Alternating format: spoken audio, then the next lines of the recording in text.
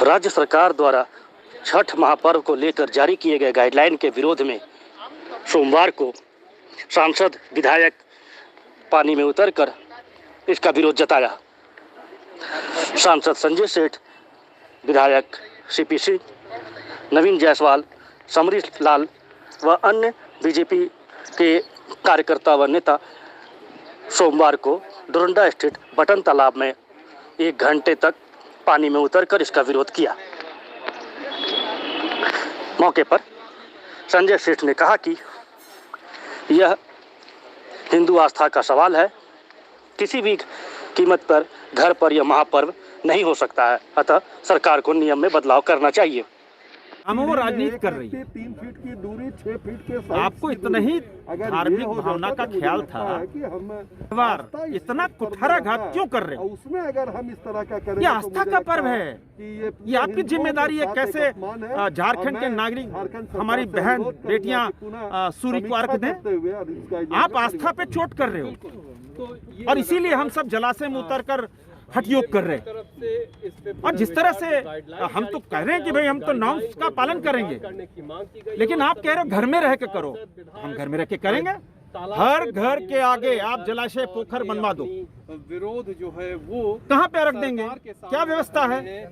आप पानी तो पिला नहीं पा रहे हो। हम पानी कहाँ से, हम गड्ढा भी खोद लें, पानी कहाँ से दोगे?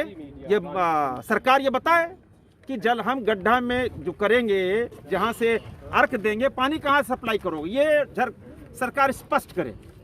ये निश्चित रूप से ये धार्मिक भावना को तुष्टीकरण नीति के तहत एक वर्ग को खुश करने के लिए ये पूरी रणनीति अपनाई गई है। अब ये हम लोग सह नहीं सकते कि हम लोग जनप्रतिनिधि हैं और ये आस्था के साथ खिलवाड़ ये बिल्कुल असहनीय है। इसको बर्दाश्त नहीं किया जा सकता। राज्य के विधायक सीपी सिंह ने भी राज्य सरकार द्वारा जारी किए गए गाइडलाइन का विरोध जताया। उन्होंने कहा कि हेमंत सरकार तुष्टीकरण की राजनीति कर रही है, हिंदू आस्था के साथ खिलवाड़ बिल्कुल बर्दाश्त नहीं किया जाएगा। उन्होंने भी गाइडलाइन में बदलाव करने की मांग की। देखिए, हेमंत सोरेन के नेतृत्व वाली सरकार ने अभी नया गाइडलाइन बहुत दिनों के बाद शुरू किया और इसके अंतर्गत ये है कि जब सब लोगों ने छठ महापर्व की तैयारी कर ली तो कहते हैं कि घर में अर्घ दीजिए। ऐसे अर्घ देगा घर में सब लोग?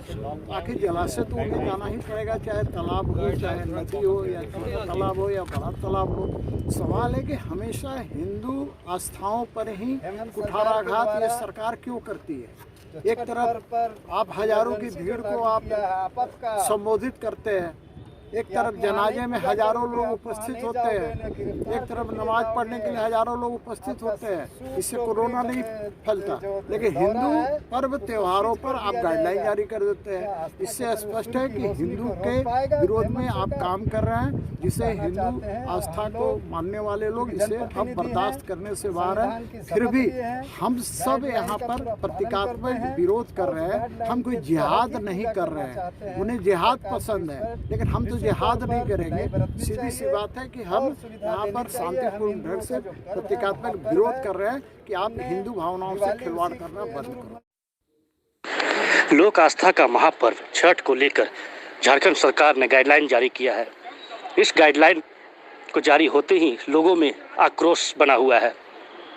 गाइडलाइन के अनुसार छठ महापर्व को नदी या तालाब में जाकर नहीं करना, बल्कि घर पे ही करने का आदेश जारी किया गया है, जिसके बाद सभी हिंदू संगठन और हिंदू समाज के लोगों में इसके प्रति आक्रोश बना हुआ है।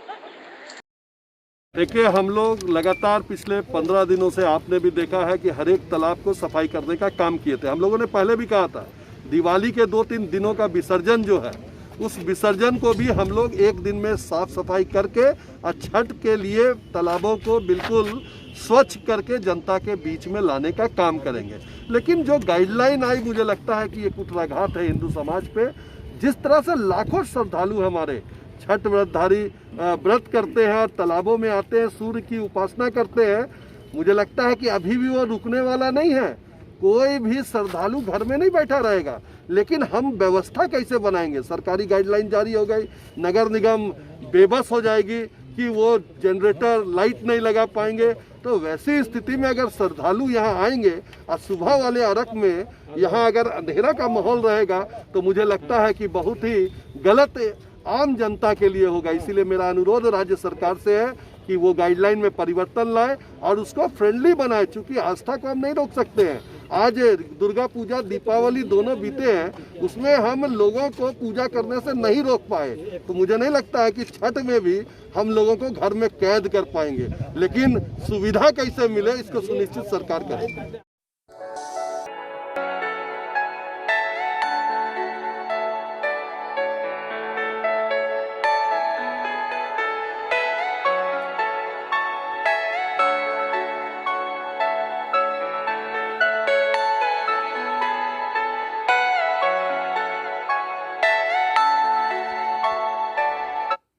अगर सरकार की इच्छा शक्ति होती तो वो तालाब में भी, नदियों में भी सीमित संख्या में श्रद्धालुओं को 2 गज की दूरी पे निशान लगाते हुए, मास्क अनिवार्य करते हुए छठ पर्व के अर्घ को देने की अनुमति दे सकते थे।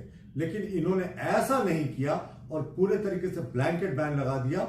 हमारे प्रदेश अध्यक्ष दीपक प्रकाश जी ने भी इसका, लेकिन हिंदुओं के महापर्व के साथ ये खिलवाड़ करती है, इसका कड़ा प्रतिकार होगा।